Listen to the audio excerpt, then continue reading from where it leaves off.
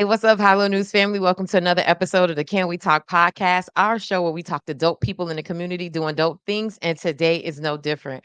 I'm really excited to have my next guest on. She is a friend of the show. When she comes on, she breaks it down. She gives the people the information, and I'm really excited to have her on because this is a part of our special election coverage that we're doing for this election season, especially the primary election. And so I want you guys to learn all about her platform, the work she's been doing in Tallahassee, and all the reasons why you should vote for her. So without further ado, I would love to welcome to the show State Rep Ashley Gantt. Hey. Hey, thank you for having me today. I'm very, very happy to be here to chat again and, just get that information out to the community because it's a lot happening. It's a lot happening, and I want to make sure that people are informed. No, definitely. And I really enjoy our past interviews. It's always good. You always bring the energy. So the people are in for a good treat today.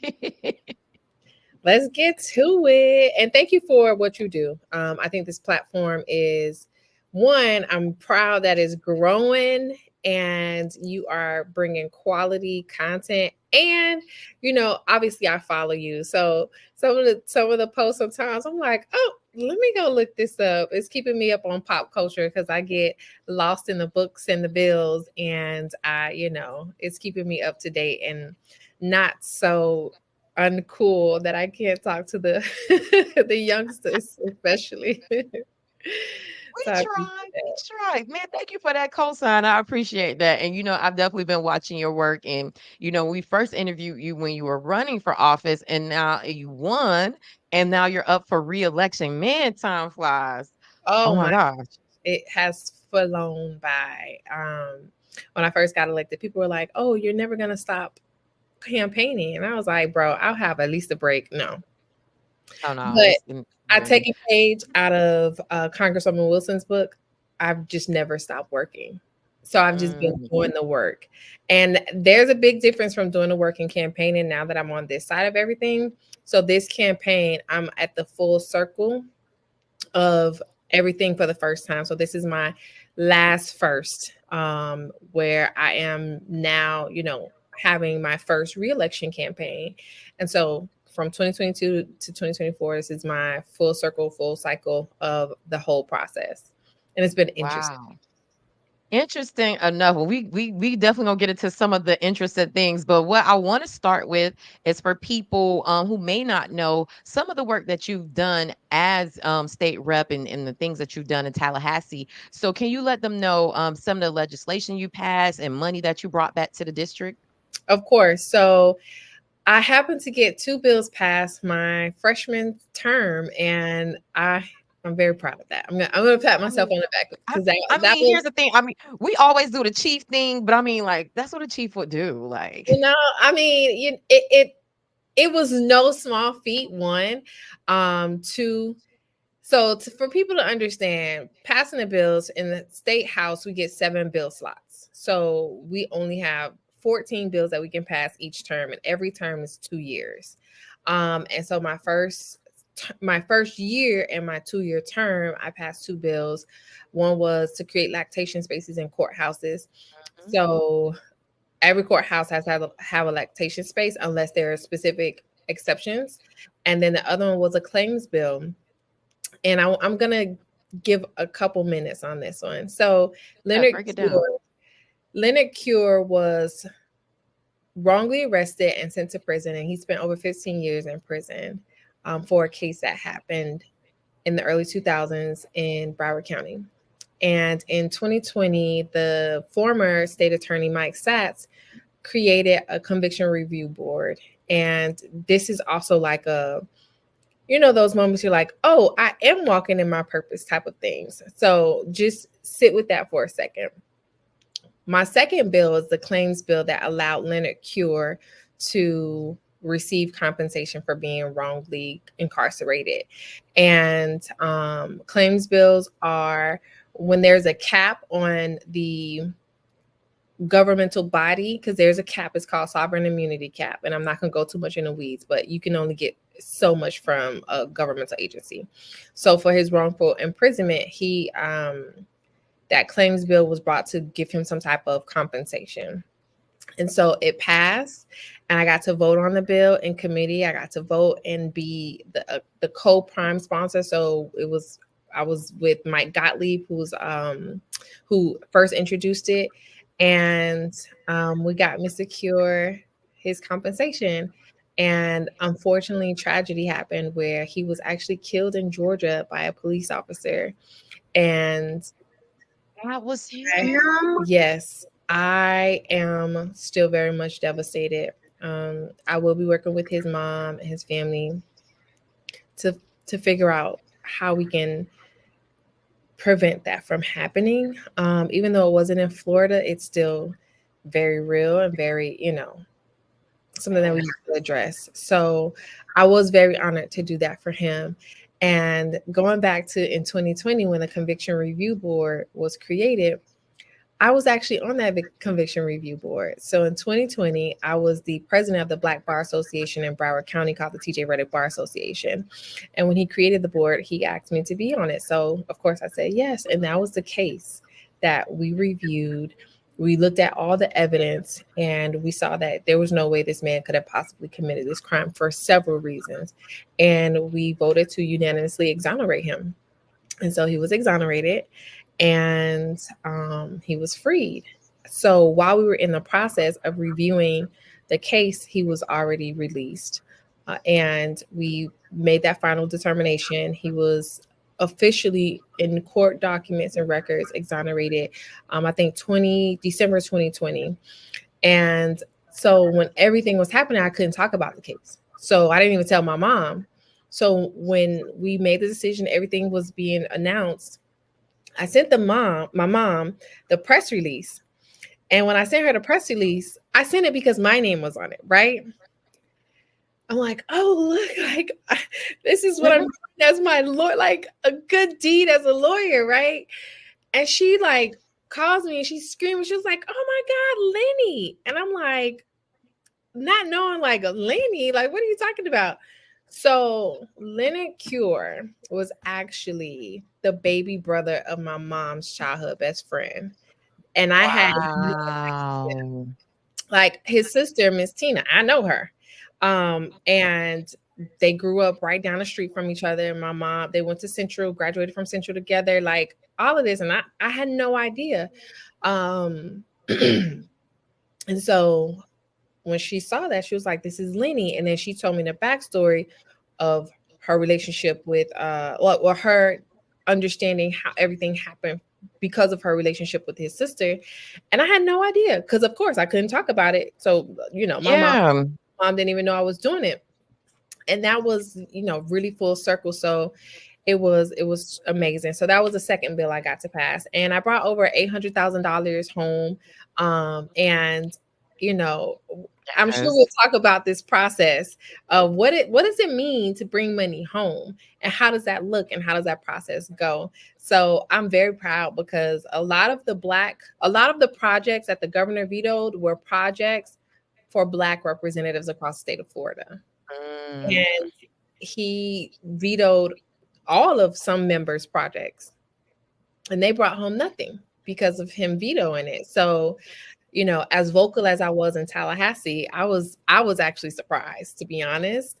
But I was very thankful because our communities deserve the money just like every other community, just like all the Republicans. Because when the Republicans vote on bills, when we vote on bills, it doesn't just impact their singular, unless it's a local bill, but it doesn't just impact their singular district. It impacts the entire state. So, yeah, No, man, first of all, that story is amazing. The connection, and Miami is so small. His nephew, I used to work with him and I knew him from running track. And so as soon as you said that, it immediately clicked. I was like, oh my gosh, that's Vanek's uncle that she's talking about. And I remember how tragic the story was because I was like, he just got out of jail, was exonerated, and here you were a part of that whole process. So man, kudos to you. And Miami is just such a small, yeah, connected circle. yeah, it That's is. the connection to your mom. I'm like, what?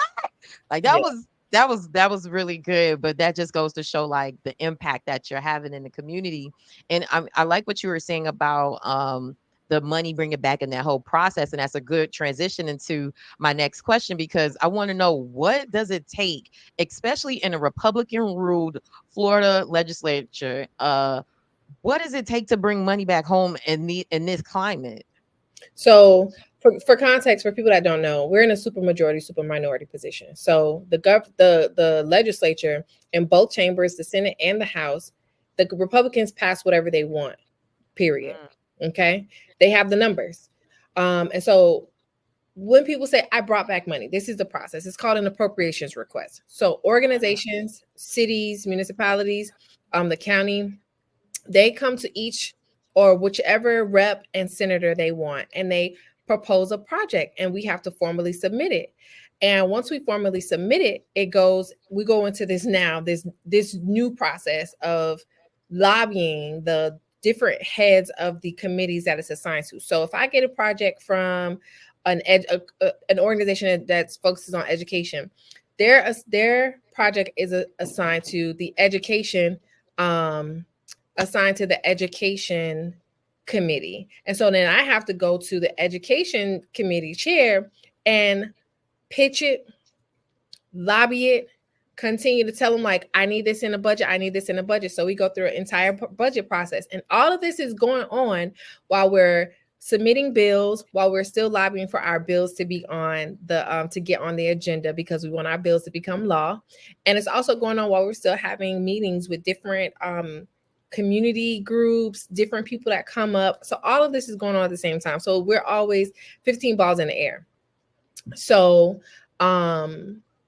we lobby the chair, and then we go through what's making it in the budget. So a proposed budget goes out, and if there's any money in the project, then it has a chance of surviving, because then we go through another process of conferences with the Senate and the House, and we have to now lobby the senators to make sure that they have our item stays in the budget.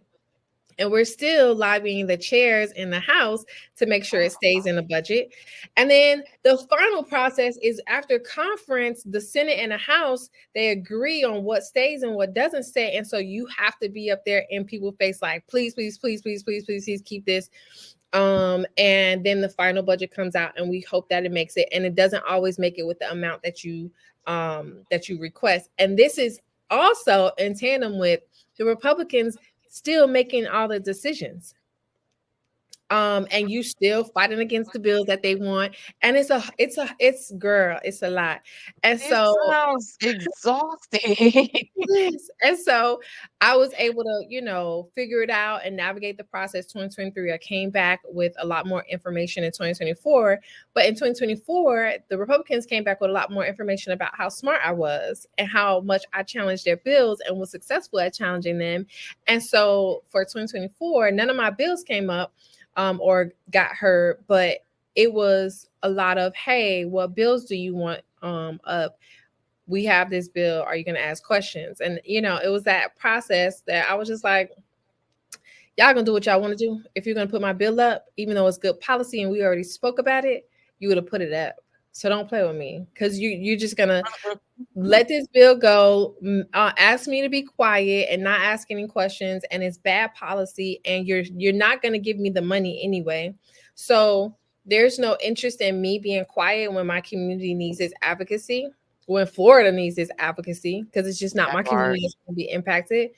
So it was those dynamics that went on with it. So again, I was able to bring back $800,000 my first term to different programs in my district that survived the governor's veto pen. And I'm sure people saw in the news how he vetoed all of the arts funding that was in the budget.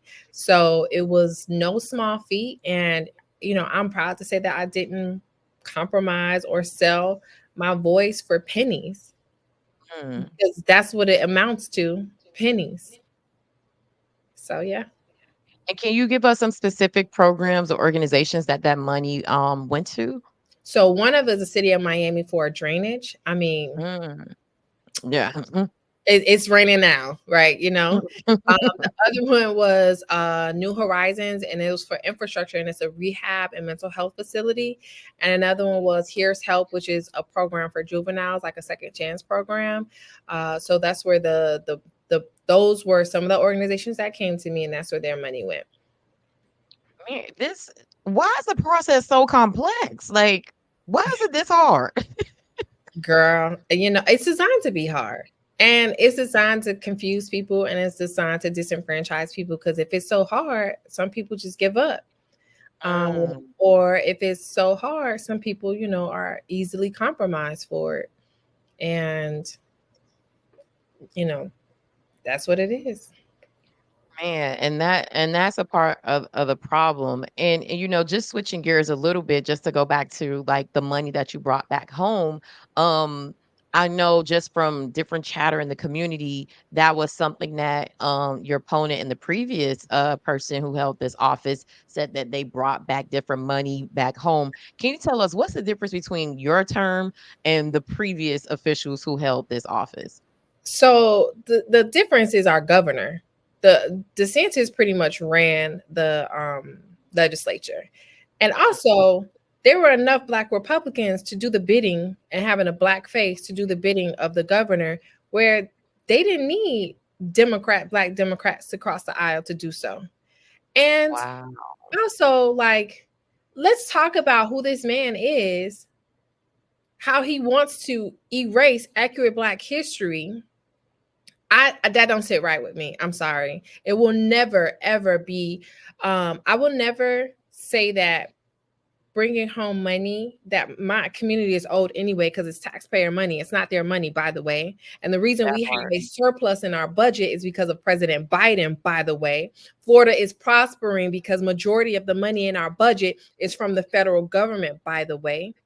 And the governor and his stunts don't want to apply for meal financing for kids this summer because he doesn't want to get money from President Biden and a Democrat. So, like, let's pump the brakes on, oh, I brought back money, but you were the Democrat who was crossing the aisle on bills like the abortion ban. And Mm. I looked at his voting record, and he voted against women every single chance he got when it came to access to healthcare, which is abortion is healthcare, but maintaining our bodily autonomy and sovereignty. And when he talks about, oh, I brought back all this millions of dollars, this man started in 1992. So I did a little bit of math, right? So in his tenure, that would equal, he boasts, oh, 30 years, this and this. Okay, so if we look at 30 years from 92 to 2022, right? That's about $500,000. And he wasn't there continuously in the 2000s. But if you want to count all your 30 years, I'm gonna count all the 30 years in the calculation. Wait, Bush was talking about in totality? I thought he was saying it, each year, how much money like, he No, was bringing back millions each year. no. Well, he brought back not 30 million, not each year. No, that did not happen. Wow. Yeah. So It child. correct. I mean, and not for nothing. Allegedly, this term was the most Democrats have ever brought back. I don't believe that, but it's a whole bunch of different dynamics. We have a governor attacking Black history, and people in the legislature willing to do the bidding for the governor by sponsoring the bills. One of the Black reps sponsored the bill that was the Stop Woke 2.0 from Mm. Central Florida, Bernie Jocks, and I can't stand him, and I hope he hears it. Okay, he sponsored to talk about identity politics and all this stuff, and I said, "Excuse me." And when I asked, as a former teacher, because I taught history in Mississippi and Florida. Oh, wow. I said, as a former teacher, like, I know what it feels like, looks like, and is to look at curriculum and look at standards and creating lessons out of those. So, what is identity politics? And he couldn't answer. He could never answer because there is no answer. It's just based in white supremacy and racism. And so, like I said, the governor got his Black faces doing his bidding already. They don't need me crossing the aisle to get pennies, you know. Yeah. So, and that's pretty much what my predecessor was. He was the blackface at the press conferences. And when an article from Politico came out, it had him in a picture standing next to DeSantis when talking about how much the vouchers are going to decimate public education. Because if you look at Arizona, they're in a $1 billion deficit because of the voucher program. And Florida took the same type of structure and brought it here, and it's going to be, and we told them the predictions are $1 billion deficit to public education. But if you want to ruin public education and completely, get rid of it, you don't care. And if you look at Project 2025, which is already going on in the state of Florida, by the way, if you look at Project 2025, they want to completely eliminate the Department of Education, which means public Wow. education access, leaving it to the states. The states will not have equal public education access because they need workers, and they are very much invested in a caste and class system. And in both of those, they want Black people at the bottom. So, you know, looking at the big picture, I want to, if I choose to have children with my nieces and nephews, I want them to have every opportunity afforded for them through the progress that has been attained. I'm not trying to go back. So, Mm. those are all the considerations that I see. I'm pushing back, and I'm intelligent enough to understand the ramifications of 15, 20 years. Because I want to say this very clearly. What I am fighting was not created in a year ago. It happened in the 90s. Okay. So what we You in see, elementary school and fighting correct. something. So what we see now is the manifestation of plans. It's not the Mm, creation of a plan. And again, my predecessor started in 1992. So clock it, okay? mm, mm. Clock that T, y'all. She's putting the pieces together. And another reason why I wanted to have this conversation with you is because some of the attacks, some of the campaigning, and of course it's politics. Everybody says that's how it gets. But to me, I felt like some of the messaging coming from the other side or some of your opponents just felt very problematic in the sense that there is sexism, there's ageism, in the coded language of what they've been saying. Can you speak to like how problematic that is, and why like someone like you being reelected is important? So thank you for bringing that up, first of all. Mhm. I've been called little girl. Like, listen, I am fresh face, skin is skinning. And that's because I care about my skincare routine. But I'm a whole 39-year-old woman turning 40 in 8 months. Okay. I have lived life, had experiences. I've had 2 careers, now 3 with this. Like, please, with the little girl rhetoric. Yeah, you're old. Like, okay, thank God that you're able to live that age because everybody isn't, but that is not a prerequisite of being qualified for a position. Life does give you experience. I will not doubt that, because Ashley at 39 is way smarter than Ashley was at 29, but I am not a little girl. And that's what I keep hearing from both opponents, actually. And I see it as a tool that is, reflective of them just demeaning the authority that a woman can have and how qualified I am, because I'm a whole grown woman. And one of my opponents refuses to debate me, and that's my Mm. predecessor. And the other one straight up said, referred to me as a young girl in the debate that we had at a forum. Well, it was more Wow. of a forum rather than a debate. And so that just goes to show, it's a lot of that machismo, patriarchal, like ridiculousness. Like, just because you're a man does not mean that you're capable of being a leader, as you have not demonstrated, right? Or as you have demonstrated, and not the leadership you have not demonstrated. And then the ageism, like, all of this talk about we're preserving history for the future generation. I literally am the future generation. Okay. Mhm. And how are you saying that you're doing this and doing that? So the future, I am the future generation. Pass the baton. Okay, enough. Enough. And type of sentiments continue to be said, and it's been continued since 2022. And Wow. after, even after going to Tallahassee, being effective, being successful, coming back home, still implementing like innovative programming, making sure that I assist, like knowing how much my community wasn't getting from how much I can do in this office infuriates me every single day. And Mhm. so it's smoke and mirrors. And also I heard this, the most ridiculous thing, when Hialeah tried to annex Brownsville industrial area. They were people, supporters of my former opponent, my predecessor, was saying, oh, Hialeah sees me being state rep as a weakness. I'm like, first of all, that's very sexist because it's coded. Wow. And then Yeah. I'm like, that has nothing to do with the state. Annexing is a county governed process. So if anything, it's an aggression on the commissioner of that area. And then when I confronted a person that said it, um, and I asked, well, did you contact the senator? Because it's a Republican senator over that area. Oh, no, he's a Republican. So you were scared to contact him, but you tried to defame me.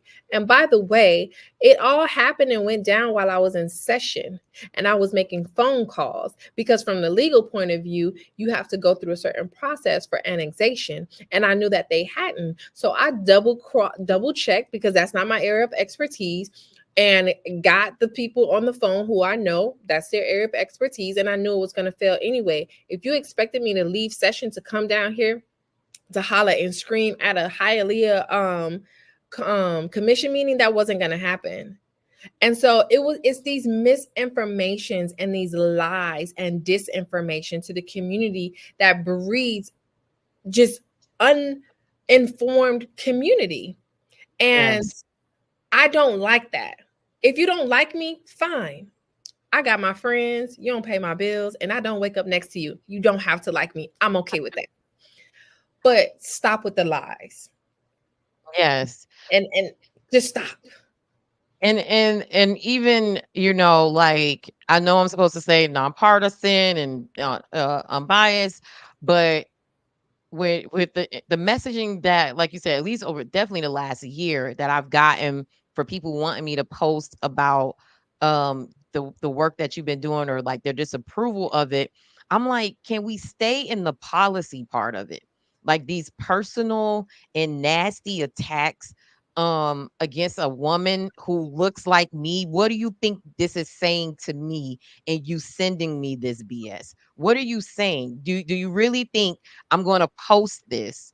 Do you really think I'm going to share this information that's not rooted in any fact or truth, but the fact that it's just so nasty and disrespectful? I literally had to tell one of your opponent's supporters, I said, and I gotta look here city. I said, don't send this. I'm trying not to cuss, but don't send this to me no more. Like, I'm not posting it. Not Right. posting it. And I think, to me, there's a broader conversation, to me, even from the community. And I don't really see people feeding into the BS, but it's almost like I wish it was more people standing up and saying, like, because these are Black men who are calling out a Black woman for just doing her job because you didn't like that you lost. And like you said, not liking me is one thing. Lies and nasty attacks against your character, your personal life. Like, I'm like, I'm like, why is this so nasty and salacious? What is going on with this race in this district that it has to get that deep? And to me, passing the state budget and passing bills ain't never been that deep where you need to be talking about somebody's personal life. Like, why is it that serious? And why are you clamoring? Like, to me, it's like, why are you clamoring so hard to get back to Tallahassee? Like, what's really going on? And that makes me want to follow the money trail, because I'm like, sir, what do you why you want to go back there so bad, to the point that you finna have these men attacking a younger woman? Like, and here's the thing. When did 39 become not qualified to do a job? Like, when Clock, did that clock become it. 5 years old? Like, so you in elementary school to them? Like, I just had to kind of, because I've been so pissed and trying not to really go the F in, but I'm like, it's problematic. And I think as a community, we need to stop allowing this type of political process. Also, too, for people looking out, it's a turnoff. because it's like I just came here to vote. I just came for the policies, and that's it. I don't People don't want to see all of that drama and you bringing all this unnecessary stuff into the process. And when you talk about voter turnout being low and things like that, it's like these little things add to it. And so, even too, that brings me to my next question about the importance of voting and trying to get past the misinformation. I would love to have you speak to it, and also to just address any of the things that I just made comment on. Yeah, I've been ignoring it. I did confront one person in person. Well, another. Listen. I'm a litigator, and I ain't afraid of no confrontation. So, I made it. This person alluded to me because I took pictures with little girls that I was some type of predator, and I said, "You could not like me. You could say whatever you want, but don't you ever, ever, ever in your life allude or make any type of insinuation or a direct comment relating to that, because I sue people for a living. If you think I won't sue you for defaming me, I absolutely will. Because that is beyond the pale. You can say I'm inexperienced. You can say whatever you want to say about my experience or how I talk or whatever, but that's beyond the pale. For me to tell a little girl, hey, I have hair like you could do what I'm doing as well, and have these conversations, and you make it that's disgusting. And it's just been a barrage of ongoing attacks. And that person was like, well, I had to say whatever I had to say to win. I was like, but you still lost. So Mm. apparently it wasn't effective. And I'm like, I'm not asking you for an apology. This is a warning. This is a direct warning. And so, I've been ignoring the crap because I'm like, and then it's comments like, oh, why isn't she married? Why she don't have no kids? Oh my Again, God, this stuff. why are you in my uterus? And this is how we got here right now. Because y'all feel like women can't make decisions for themselves. One. Hmm. Two, ain't your business about you don't know what I got going on, and that's on purpose.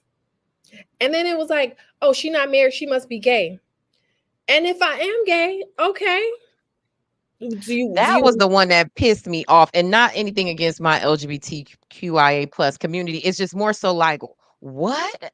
What right? I was It was almost like, what are we talking about? So Gay, and she's pushing an agenda, and like, what is, so you don't like gay people? Like, right. what is the coded, the whistle blowing, the coded language, the hateful language? It, Like, I'm so over it. it's ridiculous. And I'm like, I choose to acknowledge people's humanity and allow people to have a dignified existence. I would choose that over your rhetoric any day. Hmm. And I will never, like, I ain't got no hell to put nobody in. So you're not gonna find me passing judgment or placing judgment on anyone. And that's what all is rooted in. It's like it's ignorance. And it's not ignorance because they're doing it on purpose. It's just hatefulness. So It's because mhm, you dug up all them facts and started doing math, and because you real smart and pretty and all the things, and they're like, "Oh man, we weren't expecting this." correct. And so now you have to say, why I'm not baby, if I wanted to get married tomorrow, I could get married tomorrow. Like But it's no indicator on the work and the ability for you to it do has your job. nothing to do with anything, because you want to know what? None of my male counterparts have those same questions. Mm, They that don't get part. asked, or it's not said, why isn't he married? Or why doesn't he have children? Like, y'all gotta stop. Y'all have to stop. And so, I keep with the facts. I just, I answer questions that are worthy of being answered. And, there is a threshold of where it becomes harassment. And we right up Mm. on that threshold. Okay. So, I am very nice. No, I'm not. I'm very kind. Okay. But I give people the version of me that they earn. And he's about to earn the version that he does not want to earn, because at this point it's nasty and it's Yeah. harassment. And And I honestly, it's a perfect segue and a layup it too, because I'm like, don't forget, we don't forget where we from now. I mean, Carroll City people, we could be Bugetto. Okay, we will get you together, but we Hello, we'll say it with some big words. hello, So, hello. Because listen, I don't take my safety for granted. mm, And I don't know what people will do, but I know what I need to do to protect myself. And so I have made who I need to make aware, because you don't know. And to the point of me being a woman, I grew up with three older brothers. And I've always known, like, all right, let me pick up the phone, call my brother. But at this point in this professional setting, let me pick up the phone and call my sergeant at arms, because I mm, don't play about my safety. Like, exactly. I don't know how you're festering and dwelling on this and how that looks in real life if you see me, what you're gonna do, Yeah. you know? But that does sour people's mouths when it comes to politics. And I'm like, I'm an elected official. This politician stuff, no, thank you. I think there's a very different, a very stark difference between the two. And I want people to know, especially in our communities, that like when you don't participate, you are allowing yourself you're willingly choosing to be voiceless. And when you're Mm, voiceless, what do you think happens when policy decisions are being made and there is a no record of a strong engagement? And what I've seen and what I've been observing is like, well, more active communities that vote very actively get more results, because you have to be held accountable. What mhm, what I took a lot of comfort in with my race in 2022 was that the community of voters, even though it was what, maybe like 10,000 people that voted in my district, which is a very low turnout because it was, a midterm election, which we should have just as much as a turnout. But I'm like, these people were engaged enough to know, like, we need something different. And I'm thankful that mm, they entrusted me for that difference. But like, we need consistent voting, because yeah, if you just work out one day on Monday and then on Friday you'd be like, well, what happened to my six pack? yeah, you weren't consistent. Right. And that's what we need, because that's how we know that these communities are really in need of change. This is the change that they want. This is the policies. And I have, town halls. I try to get the information out as much as I can. I have over Yeah, 170,000 plus constituents in my districts.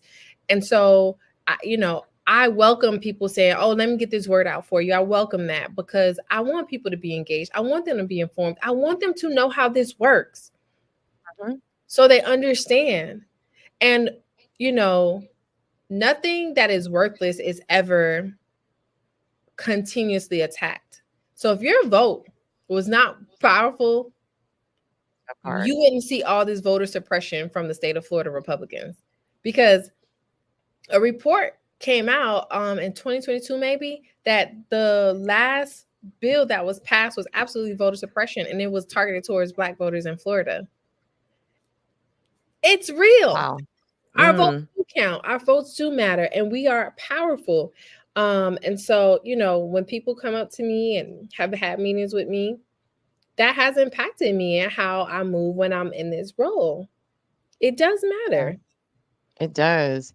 Man, Ashley, thank you so much. And, God bless with all that you've been going through. Cause the way I would have been cussing somebody out and be like, I'm done with this. I'm not doing this no more. Like, y'all got me messed up. Um, what I Word. want to do, because there's this, I'm pretty sure you've had some moments.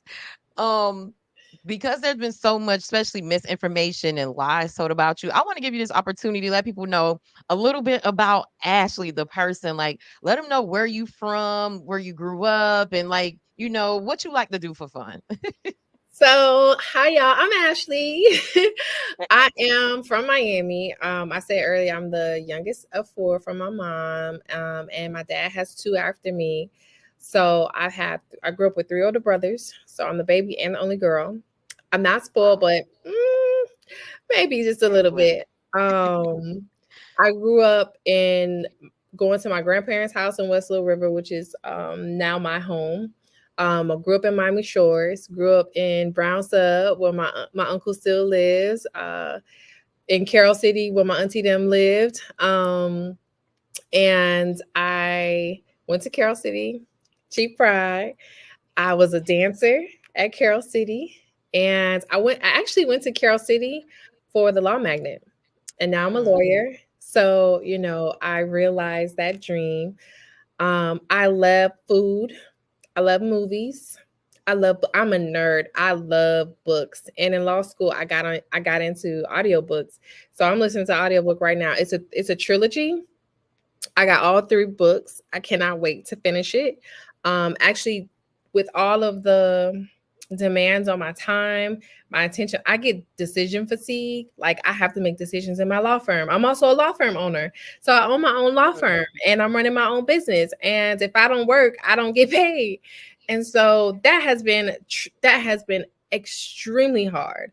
Um, a lot of tears, a lot of tears.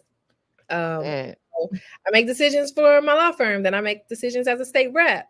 And this campaign, like I said, I'm on the full circle. So making decisions for my campaign, it has been a real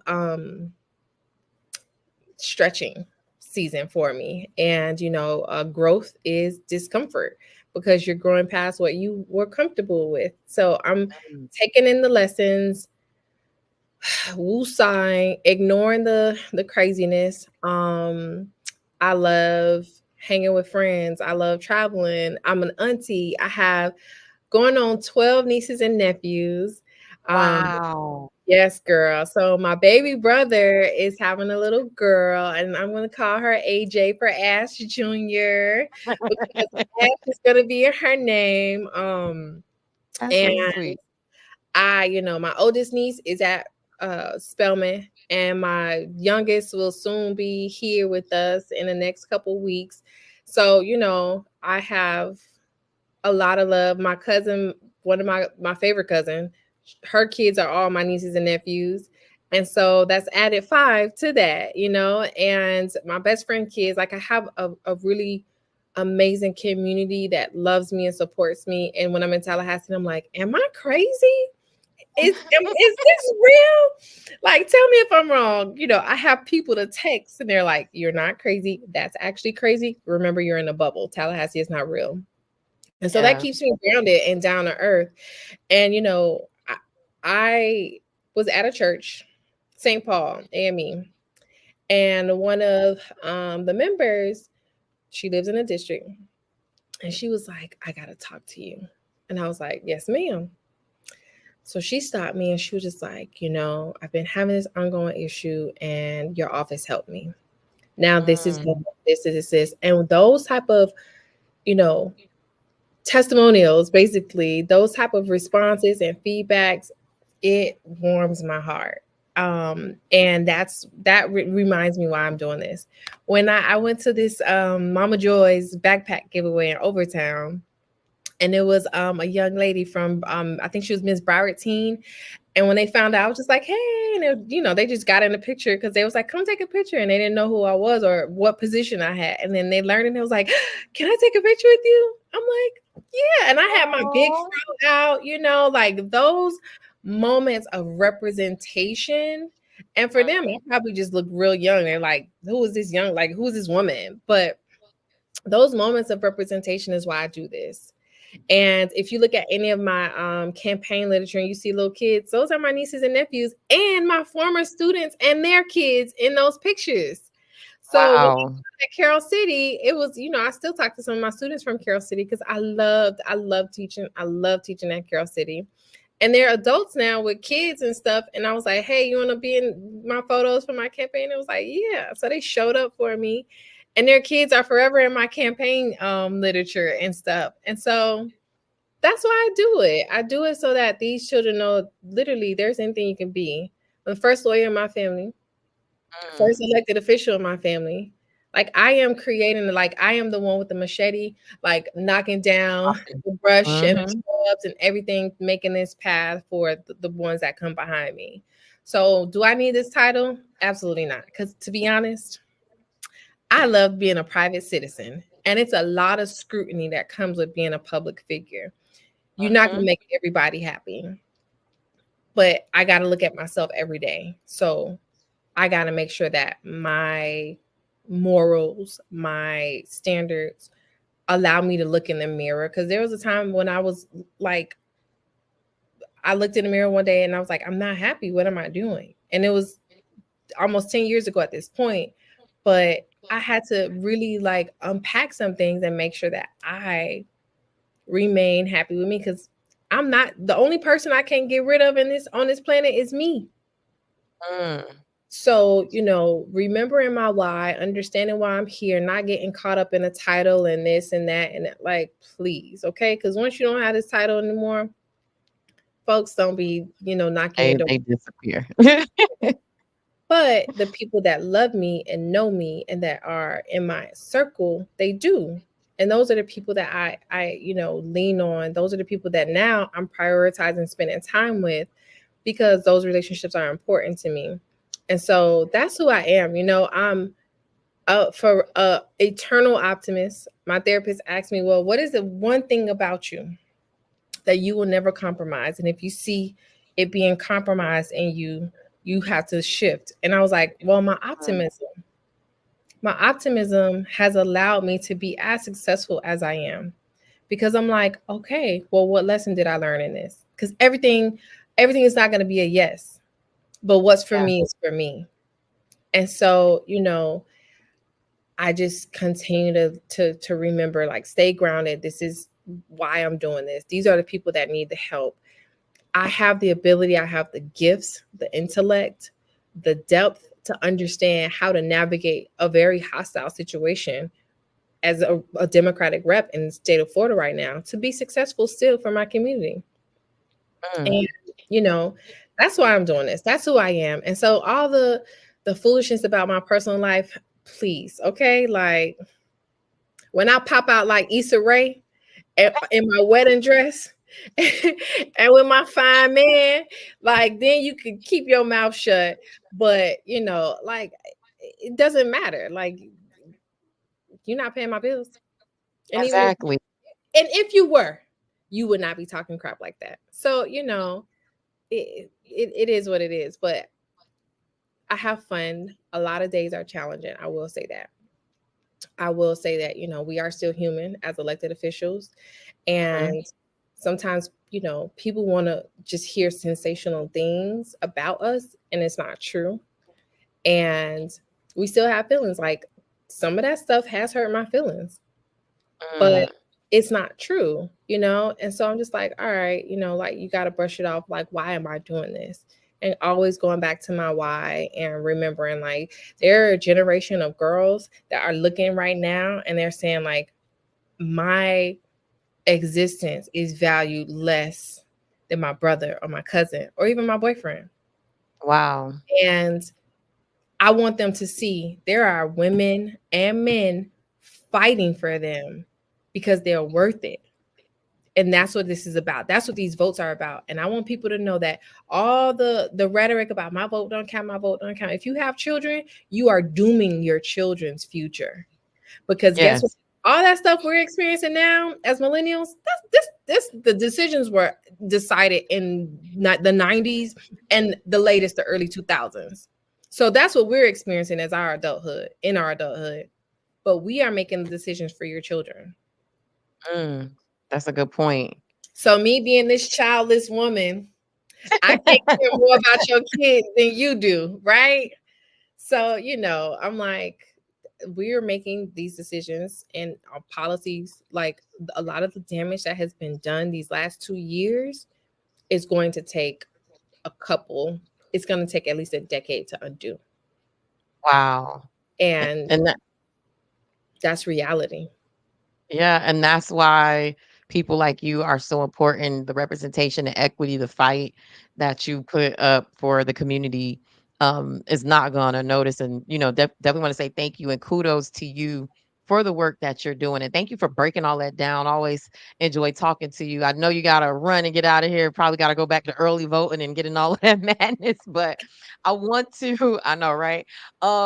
in your own words, just, before you go, let people know why they should vote for you. Well, I think I know it's been a true honor to be the state representative in Gwendolyn Sawyer Cherry's district. And knowing that I'm her legacy pushes me further even more. And these first 2 years, it was a lot of learning because living and growing up in a community is very different from representing a community. But I have done my absolute best to understand how to best represent my community. And I am asking for your trust again so that I can go these next 2 years and 2 years again, then 2 years again until I term out so that the goals and the progress that our community needs is actually accomplished. So please vote for me. Number 37. Yes, let's go. And Ashley, let them know how they can connect with you, where they can learn more information. Also, too, let them know what areas are included in your district too, just in case they don't know. Okay, so I'll start with early voting ends August 18th, and the election is actually on August 20th. Yep, there it is. And my district encompasses downtown, the historic Overtown, Allapattah, Liberty City, Brown Sub, West Little River, Westview, all the way up to the city of Opelika. So the furthest point of my district is 151st Street, and the southernmost point of my district is Flagler. And so I'm right in the center of the county. So if you are in my district, you can just find my representative, Florida, and put in your address, and it'll show you who all of your elected officials are. And that is my area. Yeah. And then how can they connect with you? So you can connect with me on social media. My handles for everything is Gantt for Florida. So Instagram, TikTok, and Facebook, it's the word FOR. And then Twitter, it's the number 4. So Gantt, GANTT, no R, no R, GANTT for Florida. And that's me. There you go. And if you're looking at the screen, we have her Instagram page up there where you can follow State Representative Ashley Gantt. Man, Ashley, this is always great conversation. Thank you so much. We gotta do this more often. You know what? I would love to do because I'm just gonna speak it. Um, when you're reelected, let's do some reports, like some updates from Tallahassee so people are engaged. And kudos to your team since you've been elected. Like the information that you share, like I'll follow your page for resources because you'll say this is coming up or this is this. So you guys are killing it with the social media and with giving us Thank these civic lessons, so to speak. Like you're like breaking down the process. Thank you. And I actually plan on doing that. So obviously the campaign has been taking up a lot of time, but I plan on doing like how do they work? Like for real, because it's a lot of people that just don't know. And then they see like, stuff on social media and it's completely wrong. And I just be like, Lord Jesus. So I want to give that information out so that people know.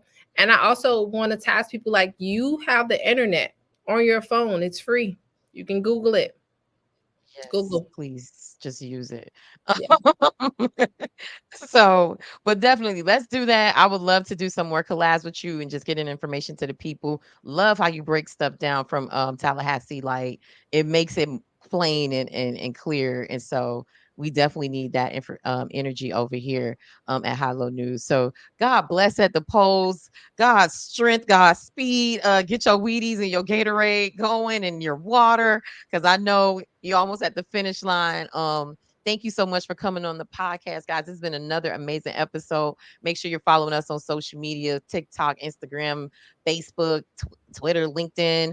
If you're watching this on Facebook or YouTube, hit the like button, like and subscribe and share. That helps us out in the algorithm. And of course, head to highlowNewsMiami.com, sign up for our email newsletter. We have exclusive content there for our loyal followers. And so we thank you guys for rocking with us, and thank y'all for coming to our election specials where we're interviewing candidates. And thank you, Ashley, for coming on and taking the time out of your busy schedule to break this down and share your story with our audience. No problem. Thank you so much. I appreciate it. It's been a pleasure. And let's do this. Let's get the Yes. information out. Let's get the information out.